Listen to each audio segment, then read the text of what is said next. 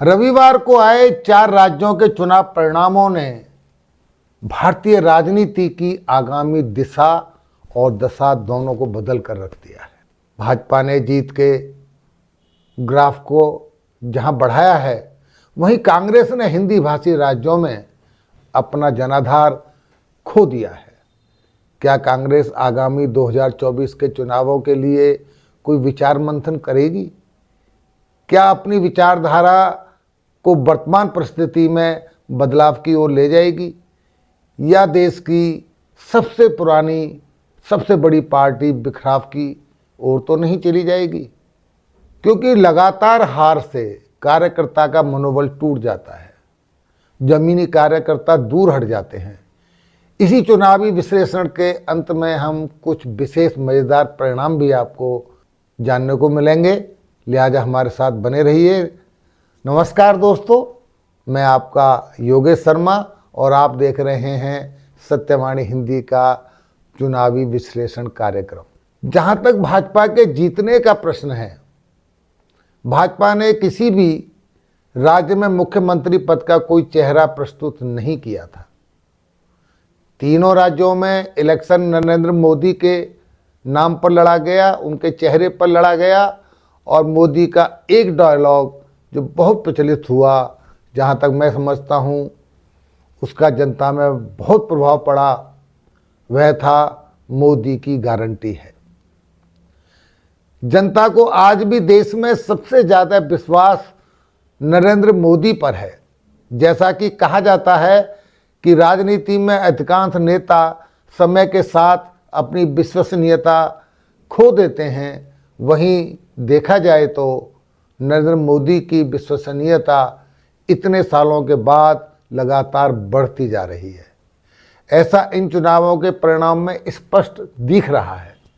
जहां तक कांग्रेस के प्रमुख प्रचारक राहुल गांधी और प्रियंका वाड्रा के भाजपा पर किए गए चुनावी प्रहार भौंतरे साबित हुए, वहीं मोदी के धारदार भाषणों ने मतदाताओं का मन मोह लिया। राहुल गांधी भारत जोड़ो पदयात्रा के बाद राजनीतिक मंचों पर कुछ गंभीर जरूर नजर आ रहे थे, लेकिन अचानक क्या हुआ कि इस बार पुनः अपने भाषणों में हास्यास्पद बयान देते हुए नजर आए। इस तरह मतदाता किसी को सीरियस नहीं लेते हैं। राहुल गांधी या के विपक्ष का जाति जनगणना का दांव भी नहीं चल पाया। मतदाताओं ने मोदी के 4 जातियों गरीब, किसान, युवा और महिला पर किए गए फोकस को वरीयता दी। राहुल गांधी के समाज के विघटन के दाव को मतदाता अस्वीकार कर चुके थे। इंडिया गठबंधन के घटक दलों की लगातार सनातन विरोधी बयानों का नुकसान भी कांग्रेस को तीनों हिंदू बाहुल्य राज्यों में देखने को जरूर मिला है, क्योंकि कांग्रेस ने मौन रहकर ऐसे सनातन विरोधी बयानों को समर्थन ही दिया था। इसके अतिरिक्त महिला वोटरों की ताकत को भाजपा ने बखूबी पहचाना और मध्य प्रदेश की लाडली योजना की तर्ज पर अन्य राज्यों में भी घोषणाएं की और उसको महिलाओं को अपनी ओर आकर्षित करने में भाजपा सफल रही। अब हम विचार करते हैं कि क्या 2024 के लिए ये सेमीफाइनल था? तीनों राज्यों में नतीजे एक तरफा आए हैं, भाजपा के पक्ष में आए हैं। कांटे की टक्कर कहीं दिखाई नहीं दे रही है। इन हिंदी भाषी तीनों राज्यों में जहां लोकसभा की 65 सीटें हैं, जिनमें से 62 सीटें पहले ही भाजपा के पास हैं, अपने अगले लगभग 100 दिनों बाद 2024 के लोकसभा चुनावों का आगाज होना संभव है। अगर विधानसभा के परिणामों की जो बढ़त है वो भाजपा ने अगर बनाए रखी, तो लोकसभा चुनाव में भाजपा का रास्ता आसान होना तय है। अब जरा चारों राज्यों के चुनाव परिणामों का विश्लेषण करते हैं। भाजपा ने एमपी में 20 साल की इनकम्बेंसी फैक्टर को बेबुनियाद साबित कर दिया। एमपी में बीजेपी को 163 सीटें मिली और 2018 के चुनावों की अपेक्षा 36 सीटों का फायदा हुआ। वहीं कांग्रेस को 2018 में एमपी में 96 सीटें मिली थीं, जो कि घटकर 66 सीट रह गईं। इसी प्रकार राजस्थान में बीजेपी को 115 सीटें मिली और 45 सीटों की बढ़त हासिल हुई और कांग्रेस को 69 सीटों पर संतोष करना पड़ा। 39 सीटों के नुकसान को भी झेलना पड़ा। पूर्व के अनुरूप राजस्थान में हर 5 साल बाद सत्ता परिवर्तन का जो रिवाज है वो रिवाज भी कायम रहा।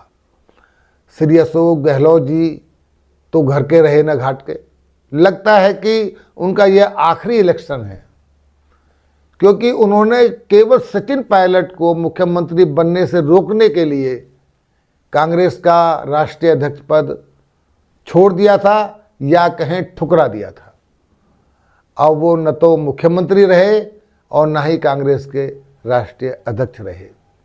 इसके साथ ही छत्तीसगढ़ में भाजपा को 40 सीटों का सीधा सीधा फायदा हुआ और 54 सीटें मिली।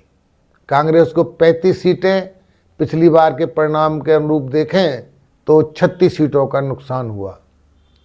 तेलंगाना में कांग्रेस को 64 सीटें मिली और पिछली बार के मुकाबले 59 सीटों का फायदा हुआ और सरकार बनाने में कामयाब हो गई। केसीआर की पार्टी बीआरएस को 30 सीटों पर संतोष करना पड़ा और 62 सीटों का उनको सीधा सीधा नुकसान हुआ। तेलंगाना में भाजपा के पास खोने के लिए कुछ नहीं था। 3 सीट से बढ़कर 8 सीटों पर भाजपा पहुंच गई और वोट परसेंटेज भी 10% से ऊपर चला गया, यानी भाजपा बढ़त की ओर अग्रसर है। अब हम आपको कुछ दिलचस्प नतीजों की ओर ले चलते हैं, जहां दिग्गज नेताओं के चौंकाने वाले परिणाम सामने आए। जैसे कि राजस्थान में कांग्रेस के 25 मंत्री चुनाव मैदान में थे, जिनमें से केवल 17 मंत्री चुनाव हार गए। वहीं भाजपा के केंद्रीय मंत्री फुग्गन सिंह कुलस्ते चुनाव हार गए। इसके अलावा सपा, बसपा, आम आदमी पार्टी इन तीनों राज्यों में अपना कोई खाता नहीं खोल पाए।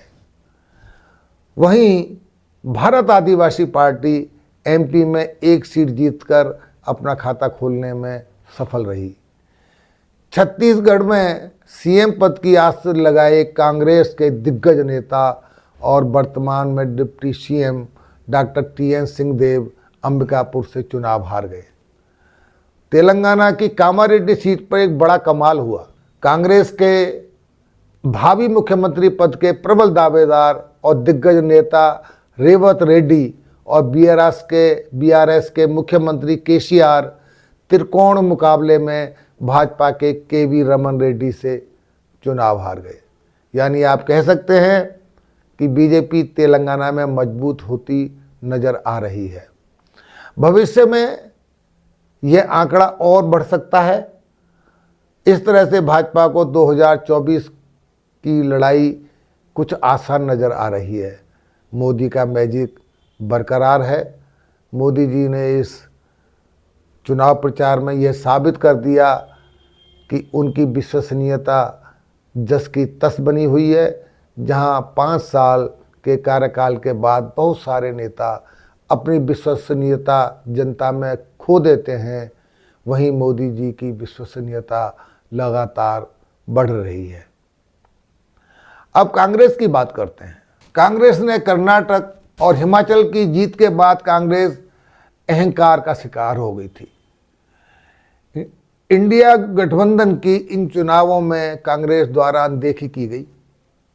कांग्रेस को गलतफहमी थी कि इन तीनों राज्यों में कर्नाटक की तर्ज पर जाति जनगणना का दाव चल जाएगा और फूट डालो चुनाव जीतो का फार्मूला काम कर जाएगा, परंतु और हिंदुओं के प्रति अपमानजनक टिप्पणियों के कारण मुस्लिम मतदाताओं का समर्थन मिल जाएगा।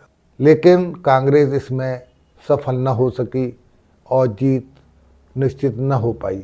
अगर जीत हो पाती तो इंडिया गठबंधन में कांग्रेस की बार्गेनिंग पावर बढ़ सकती थी। लेकिन दुर्भाग्यवश ऐसा नहीं हुआ। 2024 के चुनावों के मद्देनज़र कांग्रेस को क्या करना चाहिए जिससे कांग्रेस अपनी खोई साख को बचा सके?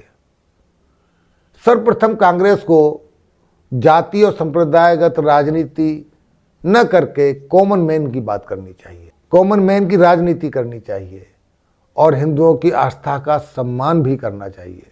और कांग्रेस के जो परिपक्व नेता हैं उनको परिवार विशेष की जकड़ से बाहर निकलना होगा और नीतिगत बदलाव करना होगा। सबसे महत्वपूर्ण कदम यही हो सकता है, लेकिन फिलहाल ऐसा होता संभव नहीं दिख रहा है। और अंत में वही पुरानी बात, चैनल अवश्य सब्सक्राइब करें और नोटिफिकेशन बेल दबा दें, ऑल पर क्लिक कर दें ताकि आगे आने वाली सभी वीडियो आपको मिल सकें। जय हिंद, जय भारत।